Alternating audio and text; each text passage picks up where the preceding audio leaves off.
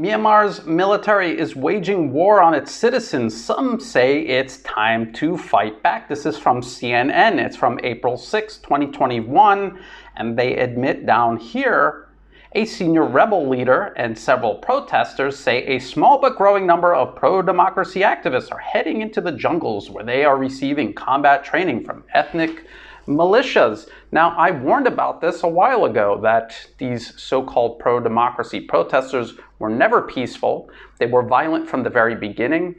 These are the supporters of Aung San Suu Kyi, who have for years violently brutalized the Rohingya minority in Myanmar. And as soon as these protests started, they were using violence against Myanmar's police and soldiers, and they responded in kind. So this is where these deaths are coming from.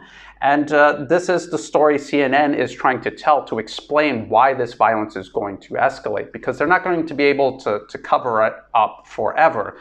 The opposition is going to have war weapons. They're going to be killing large numbers of soldiers and police. The Western media needs to somehow find a way to explain this to international audiences.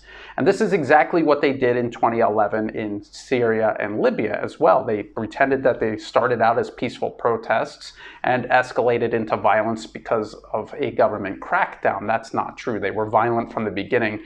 That was the plan from the very beginning. The US set up the violent armed groups and the political protesters all at the same time, and they worked as a team to divide and destroy those countries. The exact same thing is happening in Myanmar. And just so that you realize that this is coordinated propaganda that you're reading, you might remember me pointing out this article from Myanmar Now. This was from last month, the end of last month. As slaughter of civilians continues, some decide it's time to take up arms. It's almost the same headline. And if you come down here, they admit that these so-called peaceful pro-democracy protesters decided it was time for them to get real weapons of their own and learn how to use them. And I just wanted to point out that Myanmar Now, according to this Columbia Journalism Review article, Myanmar's other reporters from 2019, they admit Myanmar Now receives funding from the National Endowment for Democracy. And someone else pointed out to me recently that Thomson Reuters Foundation out of the UK, they actually created Myanmar Now in the first place, and it even admits it on their own website. Myanmar Now, set up by the foundation in 2015 in the run-up to the national elections. And they're claiming that it's independent. It is in no way independent. If a foreign foundation created it and the US government funds it through the National Endowment for Democracy, it is not independent. It is foreign-funded propaganda, and it is involved directly in interfering in Myanmar's internal political affairs.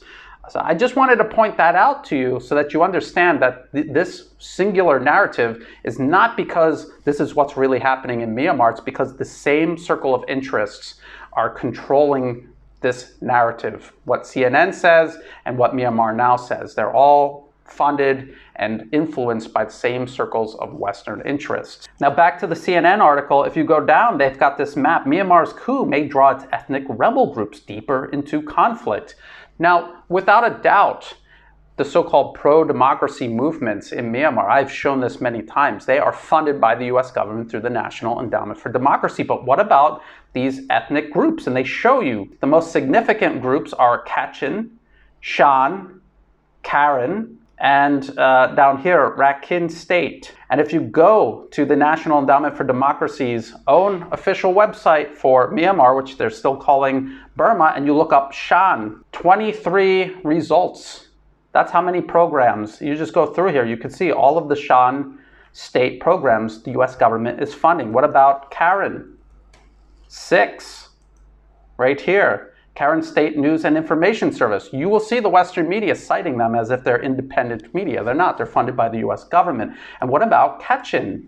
18. So there's all sort of organizations funded by the US government in Kachin.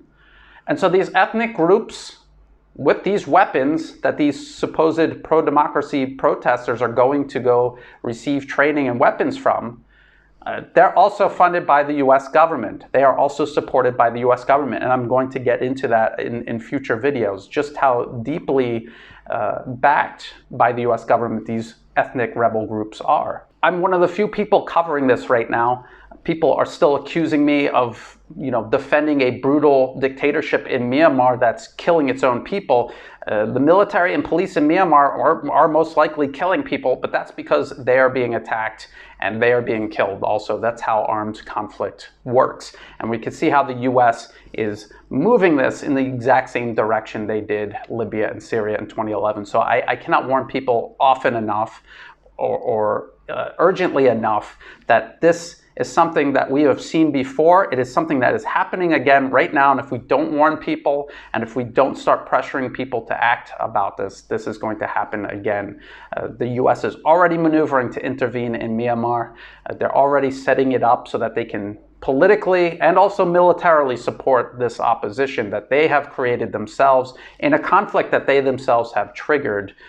This is something that needs to be exposed and stopped. So if you thought this video was useful, please like and share it. Think about subscribing to the channel. It's free to do. It helps the channel grow.